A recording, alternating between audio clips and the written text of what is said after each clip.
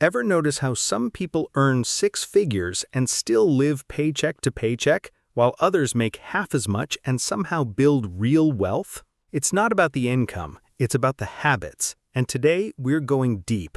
5 money habits that quietly keep people broke, no matter how much they earn. By the end of this video, you're going to recognize at least one of these in your own life. Maybe more than one. Stick around, because habit number 4 is the one almost nobody talks about, and it's probably the most dangerous one on this list. Let's get into it. Habit number 1. Lifestyle inflation. This is the silent wealth killer. Someone gets a raise, a promotion, a bonus, and within weeks, their spending has already caught up. New car, bigger apartment, fancier phone, eating out more. Nothing dramatic on its own, but add it all up and the raise disappears before it even hits the bank account. Here's the thing nobody tells you. The person who kept driving their old car and stayed in the same apartment after getting that same raise just quietly won.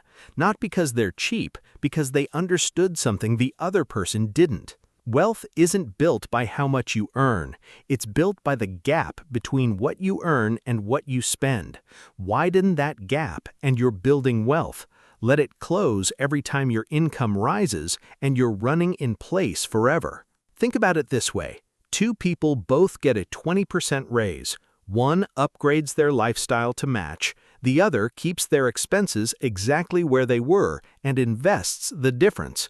5 years later, one of them has a bigger car payment, the other has a down payment on a house.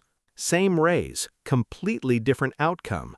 That's lifestyle inflation in action, and it's probably the most common trap on this entire list because it doesn't feel like a mistake, it feels like a reward. Habit number 2. Buying liabilities and calling them investments. This one confuses a lot of people because both a liability and an asset can look like a smart purchase in the moment. Here's the simple test. An asset puts money in your pocket. A liability takes money out of your pocket. A car loses value the second you drive it off the lot, and it keeps costing you in fuel, insurance, and maintenance every single month. Now, you might need a car. That's not the point. The point is calling it an investment when it's actually a depreciating expense. Same with the newest phone on a payment plan or credit card debt for things you don't need in the first place. Rich people buy assets that pay them, like stocks that pay dividends, real estate that generates rent, or a business that produces income without them trading every hour for it. Broke people buy liabilities that cost them, and then they wonder why they never get ahead even when they're working just as hard. Same paycheck, completely different direction. And here's the trap within the trap. A lot of these purchases get financed, so now you're not just buying a liability, you're paying interest to own something that's losing value every single day. That's a double loss. The item depreciates and the interest payment bleeds you slowly in the background. This is exactly how people making good money end up with a negative net worth. Habit number 3. No emergency fund. This is the one that turns a bad day into a bad year.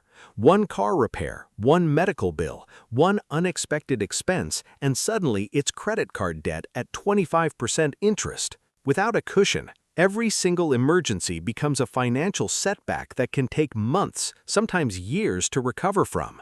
That's the debt trap right there, and it's one of the biggest reasons people stay stuck even when they're trying hard. Here's what a lot of people don't realize. It's not the emergency itself that ruins your finances. It's not having a plan for it. The emergency was always going to happen eventually. Life is unpredictable. The only question is whether you're prepared for it or not. And the wild part is, an emergency fund doesn't need to be huge to change everything. Even a small cushion, 3 to 6 months of essential expenses, is enough to break this cycle completely. It's the difference between an inconvenience and a crisis. Without it, you're one flat tire away from a debt spiral. With it, that same flat tire is just an errand. Same event, completely different impact on your life, depending on one decision you made months earlier. And that's the real lesson here. Financial stability isn't about avoiding bad luck. Nobody avoids bad luck forever. It's about being ready for it before it shows up. Habit number 4, trading time for money with no ceiling in sight. This is the one we said we'd come back to, and it's uncomfortable because it applies to almost everyone at some point. There's nothing wrong with having a job. A job is often the foundation that makes everything else possible. The trap isn't having a job. The trap is staying there forever with no plan to build anything beyond it. If your only income stream is hours traded for a paycheck, there's a hard ceiling on how wealthy you can become. You only have 24 hours in a day, and at some point you simply run out of hours to sell. Compare that to someone who builds a system, a small business, an online product, rental income, investments that grow whether they're working or sleeping. That person has no ceiling because their income isn't tied to their hours anymore. This is why working more hours often feels like the answer, but rarely is. Overtime, a second job, extra shifts, it can help in the short term, but it's treating a symptom, not the actual problem. The problem is having no leverage. Leverage means your money, your time, or your systems are working even when you're not directly present. Without leverage, you're the engine, and when the engine stops, the income stops with it.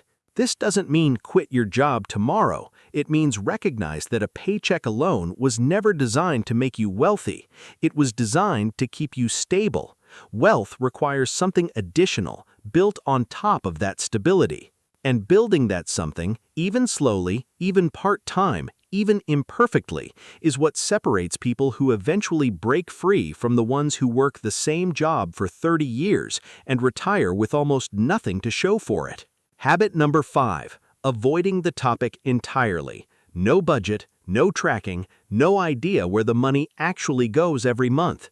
This one seems small compared to the others, but it might be the root cause of all of them. You can't fix what you don't measure. People who build wealth know their numbers. They know exactly what's coming in, what's going out, and where every dollar is headed. People who stay broke avoid looking at their numbers because it feels uncomfortable. And that discomfort is understandable. Nobody enjoys confronting the reality of overspending or realizing how much is going towards things that don't actually matter to them. But avoiding it doesn't make the problem disappear. It just delays the moment you're forced to deal with it, usually at a much worse time. Here's the encouraging part, though. Tracking your money isn't punishment, it's information. And information is powerful. The moment you can see clearly where your money goes, you gain the ability to redirect it on purpose instead of by accident. Most people who start tracking their spending for the first time are shocked by what they find, not because they're bad with money, but because nobody ever showed them how to actually look at it clearly. So this habit, more than any other on this list, is the one that unlocks the ability to fix the other 4. Once you can see the lifestyle inflation, the liabilities, the missing emergency fund, and the capped income, you can actually do something about each one. So here's the real question. How many of these 5 are you doing right now? Be honest with yourself. Most people will find at least 2 or 3, and that's completely normal. Nobody grows up being taught this stuff. These habits form by default, not because anyone chose them on purpose. The good news is they can be unlearned exactly the same way they were learned, one decision at a time. Awareness is the first step, and you just took it by watching this far.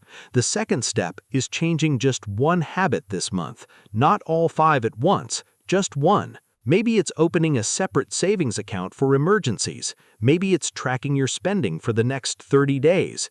Maybe it's simply pausing before the next upgrade and asking whether you actually need it or just want it because your income went up. Small changes compound. That's true for money, and it's true for habits.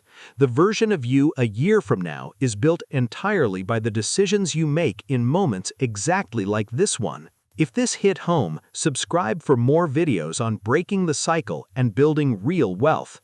We post new breakdowns like this every week. Drop a comment and let us know which of these 5 habits you're working on first. We read every one. See you in the next one.